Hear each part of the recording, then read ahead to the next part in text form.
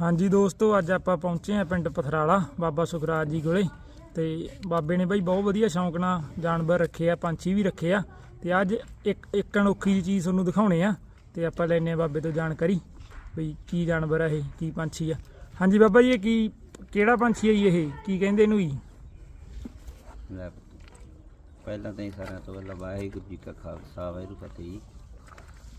ਕਿਹੜੇ ਪੰਛੀ ਨੂੰ ਜੀ? ਜਿਹੜਾ ਆਪਣਾ ਮੋਢੇ ਤੇ ਬੈਠਾ ਜੀ, ਇਹਨੂੰ ਕੀ ਕਹਿੰਦੇ ਜੀ? ਆਪਾਂ ਪੂਜਰੀ ਕਹਿੰਦੇ ਜੀ।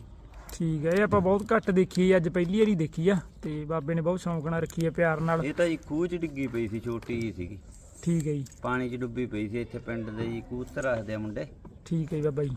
ਉਹ ਜੀ ਫੜਾ ਕੇ ਆਪਾਂ ਇਹਦੀ ਵਿਚਾਰੀ ਦੀ ਸੇਵਾ ਕਰਤੀ ਕਿੰਨਾਂ ਨੇ। ਤੇ ਹੁਣ ਬਈ ਇਹ ਬਹੁਤ ਮੰਨ ਲਓ ਮੋਢੇ ਤੇ ਬਹਿ ਜਾਂਦੀ ਹੈ ਬਾਬੇ ਦੇ, ਤੇ ਨਾਲ ਹੀ ਰਹਿੰਦੀ ਹੈ ਜੀ। ਹਾਂ ਵਧੀਆ ਪਲ ਗਈ।